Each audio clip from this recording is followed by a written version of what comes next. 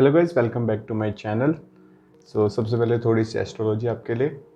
जैसे कि आपको पता होगा, सूर्य ग्रहण मेष राशि में हुआ था और इस समय मेष राशि में सूर्य, वक्री बुध, गुरु और राहु, गुरु राहु से गुरु चांडाल योग भी वहाँ बन रहा है, जो कि एक अच्छा एस्पेक्ट नहीं है। तो मेष लगन वाले बहुत ध्यान से रहें, ज़्यादा से ज़्यादा पानी पिए और अपने गुस्से को काबू रखें। उनका गुस्सा बहुत और अग्रेशन बहुत बढ़ सकता है। साथ ही वक्री बुध क्या कर रहा है कि वो अगर कुछ भी कह रहे हैं तो सामने वाला उसका उल्टा ही मतलब समझेगा। तो प्लीज़ अपनी कम्युनिकेशन पे ध्यान रखें। साथ ही वर्गो साइन वाले या कन्या लगन वाले, उनको ध्यान रखने की ज़रूरत है, बिकॉज ये सारा जो चौकड़ी है प्लैनेट्स की, उनके 8th हाउस में है। 8th हाउस थोड़ा सा हेल्थ प्रॉब्लम्स आपको दिखा सकता है। चलिए रीडिंग की तरफ चलते हैं। हम रीडिंग करने वाले हैं आपके पर्सन की करंट फीलिंग्स आपके लिए।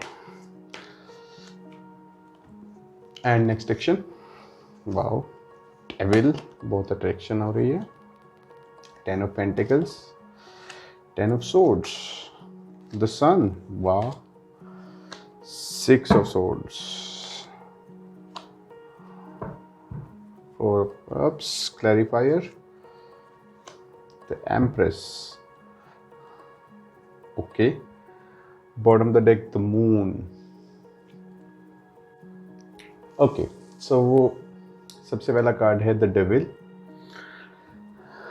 पहली बात, यहाँ पे डेविल दो चीज़ें रिप्रेजेंट कर रहा है। एक, strong physical attraction towards you. 2, कार्मिक साइकिल। तो इस समय आपकी तरफ बहुत स्ट्रॉन्ग फिजिकल अट्रैक्शन फील कर रहे हैं। बाकी आप समझ सकते हैं मैं क्या कहना चाह रहा हूँ। They want to go on a date with you, आपके साथ डेट पे जाना चाहते हैं। अगर आप कांटेक्ट में हैं तो पक्का आप डेट पे जाने वाले हैं। आपका पर्सन आपको बोलने वाला है, ये भी ध्यान रखना। और इंटीमेसी होगी ज़रूर उस दिन।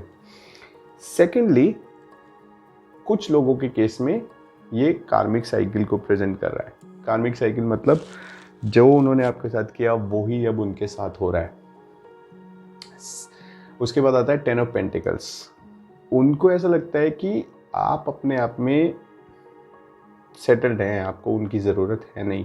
10 of pentacles represents a complete stable, financially, socially, emotionally, everything. एक स्टेबिलिटी को डिफाइन करता है। तो आपकी तरफ वो ऐसे देखते हैं कि आपके पास सब कुछ है, ज़रूरत नहीं है आपको उनकी। इसलिए हो सकता है कि आप मूव ऑन करके गए इस रिलेशनशिप से, इसीलिए उनको बिट्रेयल फील हो रहा है। जबकि गलतियां उनकी हैं, ये हमें मालूम है। बैलेंस उन्होंने नहीं बनाया। कार्मिक साइकिल्स में वो गए हैं, ना कि आप। तो जब आपने मूव ऑन किया है, पास में आप मूव ऑन करके गए हैं, इसकी पॉसिबिलिटी बहुत ज़्यादा है। तो उनको यहाँ पे बिट्रेयल फील हो रहा है। बिट्रेयल फील इसलिए हो रहा है क्योंकि उनको लगता है कि पहले ही आपकी सिचुएशन ये थी और अब आपने ट्रूली वो सिचुएशन इम्प्लीमेंट भी करके दिखा दिया कि मुझे आपकी ज़रूरत नहीं है, मैं खुद में सक्षम हूँ, मेरे पास सब कुछ है। एम्प्रेस एक ऐसा पर्सन होता है जिसके पास जो अबंडेंट होता है, बैलेंस भी होता है, इमोशनली, मेंटली, हर लेवल से वो बैलेंस होता है और उसको अपनी ग्रोथ, उसका फोकस अपनी ग्रोथ पे होता है। वो इमोशन से फिर ऊपर उड़ जाता है कि भाई अब नहीं चाहिए। तो चाहते तो वो हैं आपकी तरफ आना, because sun represents a new beginning, yes और नो। अगर आप नो कॉन्टेक्ट में हैं तो देयर इज़ अ पॉसिबिलिटी कि बहुत जल्दी आपकी तरफ कोई कम्युनिकेशन आ सकती है।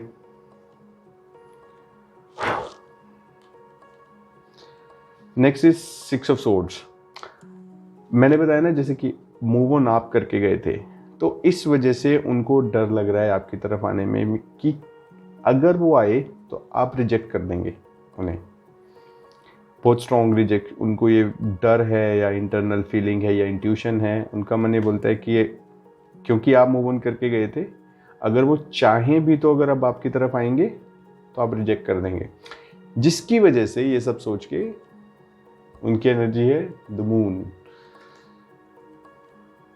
Low energy, depression, continuously thinking about you. रात को खास तौर से बहुत ज़्यादा इमोशन हैवी होते हैं कुछ लोगों के केस में ये भी हो सकता है कि उनकी मदर का इशू हो, या तो वो खुद मदर हों या उनके किड्स हों, बिकॉज यहाँ पे भी किड्स का साइन है, यहाँ पे भी एक किड घूम रहा है। So there is a possibility कि उनके मदर की तरफ से कोई प्रॉब्लम हो या वो खुद मदर हो, जिसकी वजह से वो आपकी तरफ नहीं आ सकते या कमिटमेंट नहीं दे सकते आपकी तरफ आके। हो सकता है आपके पर्सन गवर्नमेंट जॉब में हो, सन एम्परर या सन आए तो it's a government job sign. हो सकता है आपके पर्सन गवर्नमेंट जॉब में हो, साथ ही हो सकता है उनके पास कोई पेट भी हो। कुछ लोगों के केस में हो सकता है कि आपके पर्सन या आप ने कंसीव किया है या कंसीव करने वाले हैं बहुत स्ट्रांगली। ये तो थी आपके पर्सन की करंट फीलिंग्स। नेक्स्ट एक्शन देखते हैं।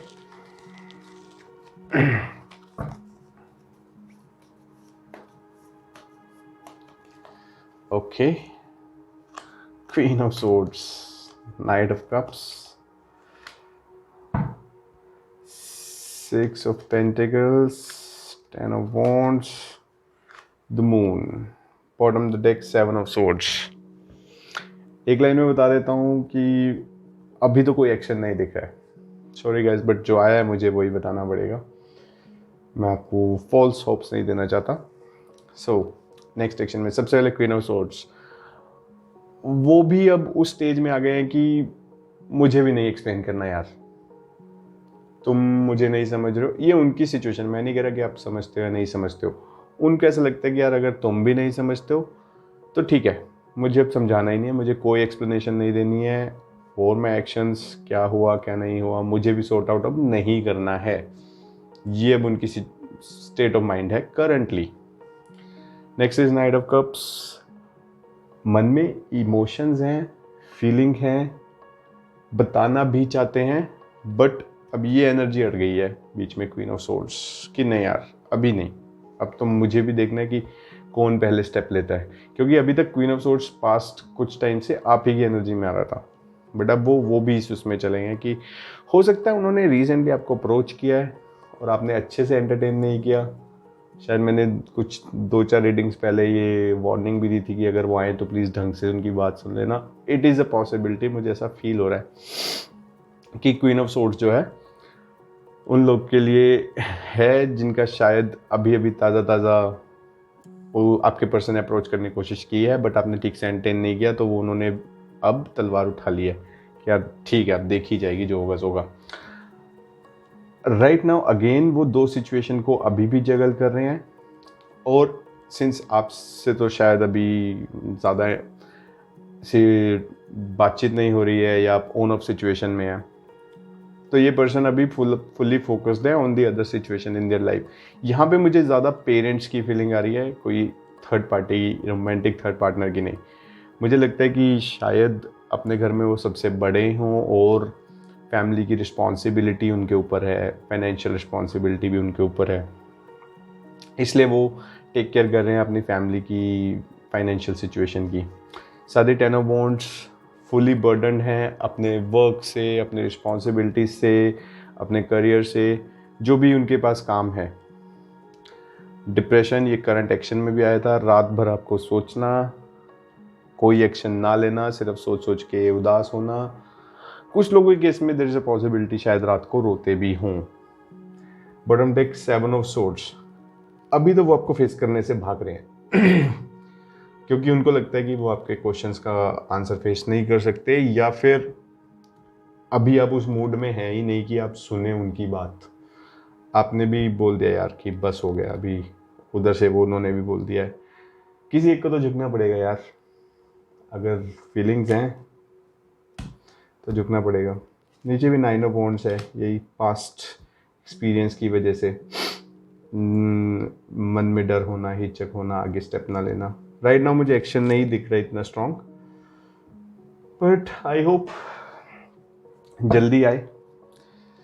आपके पर्सन की डेट ऑफ बर्थ बता देते हैं, 6/1/11/10/7। साइंस की बात कर लेते हैं। यहाँ पे सोर्ड्स ज़्यादा हैं, सोर्ड्स और वॉन्ड बहुत प्रोमिनेंट हैं, पेंटिकल्स भी आए हैं। चलिए फिर भी आपका सोर्स हो गया air sign, Libra, Gemini, Aquarius, तुला, मिथुन, कुंभ राशि। एंड पेंटिकल्स आपके हो गया earth sign, Taurus, Virgo, Capricorn, वृषभ, कन्या एंड मकर राशि। और वॉन्ड्स हो गई आपकी फायर साइन, एरिस, लियो, सैजिटेरियस। मुझे लगता है आप लोग को अफर्मेशंस करना चाहिए। लेट्स सी, एंजल गाइडेंस ले ही लेते हैं बिकॉज एक्शन तो थोड़ा सा मुश्किल लग रहा है यहाँ पे अभी।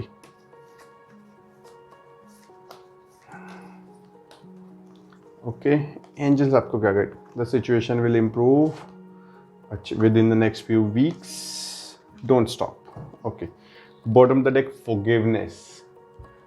ये कार्ड मुझे ये बता रहा है कि जो लोग आज रीडिंग देख रहे हैं उनसे रेजोनेट करने वाली है, क्योंकि उसमें भी यही आया था कि वो भी अब उस मोड में चले गया कि मुझे एक्सप्लेन ही नहीं करना। शायद पास की कुछ ऐसी सिचुएशंस या मिस्टेक्स हैं जिनको वो चाहते हैं कि आप माफ़ करें, भूलें और आगे बढ़ें, इस रिलेशनशिप को सुधारें। ये क्लियर मैसेज है एंजल गाइडेंस में। So first, situation will improve, please have faith and patience. Situation improve हो जाएगी, ये अच्छी खबर है आपके लिए। टाइम भी है with in next few weeks. मुझे लगता है कि अभी 5 तारीख को लूनर इक्लिप्स आना है, एक हफ्ते बाद शायद। मुझे लगता है उसके बाद कुछ चेंजेस आपको दिखेंगे इमोशनल लेवल पे। डोंट स्टॉप, अपने ऊपर फोकस कीजिए, अपने काम पे फोकस कीजिए, रुकिए मत, वेट करते मत बैठ जाइए अपने पर्सन की। अगर आप वेट करते बैठेंगे तो उधर भी वही एनर्जी जाएगी, वो भी वेट करते ही बिठा के रखेंगे। फिर आपको आगे बढ़ें ताकि उनका भी ब्लॉकेज क्लियर हो और वो भी आगे आपकी तरफ बढ़े। आगे बढ़े मतलब उनकी तरफ आगे बढ़ने को नहीं कह रहे हैं, आगे बढ़े मतलब अपनी लाइफ में आगे बढ़े, अपने करियर पे, अपने काम पे फोकस करें, खुद पे फोकस करें, खुद को सेंड करने पे फोकस करें। और अगर कोई भी गलतियां हुई हैं पास में तो उन्हें माफ़ करें, और उनको माफ़ करने के साथ साथ खुद को भी माफ़ करें, क्योंकि हर्ट आप भी हैं, खाली वो हर्ट नहीं है, आप भी हर्ट हैं। आपको खुद को माफ़ करना चाहिए, अपने पर्सन को भी माफ़ करना चाहिए। और अगर आप भगवान से भी खफा हैं तो भगवान को भी माफ़ करें। अगर आप चाहें तो फॉरगिवनेस थेरेपी भी कर सकते हैं, या इस केस में होपोनोपोनो आप कर सकते हैं। अगर आप जानते हैं होपोनोपोनो के बारे में, होपोनोपोनो इज़ अ प्रेयर जिसमें आप एक तरीके से यूनिवर्स को thank you and sorry and love you बोलते हैं। सुनिए, यूट्यूब पे मिल जाएगा आपको। चलिए आपके पर्सन के नाम के कुछ कैरेक्टर्स देखते हैं और कोई मैसेज देखते हैं। एच स्ट्रेट अवे एक नाम चैनल हो रहा है, Hitesh.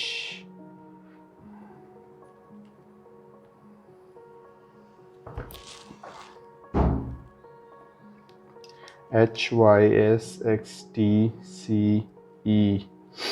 So one, they're saying take care.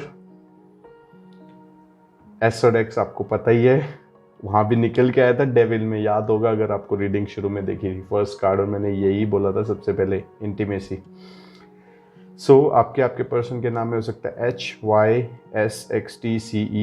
एक चैनल नाम मैंने आपको ज़रूर बताया, हितेश, और टेक केयर यहाँ पे आ रहा है। एक और नाम आ रहा है सोनी या Sonika, I guess that's it. Channel messages देखते हैं कुछ।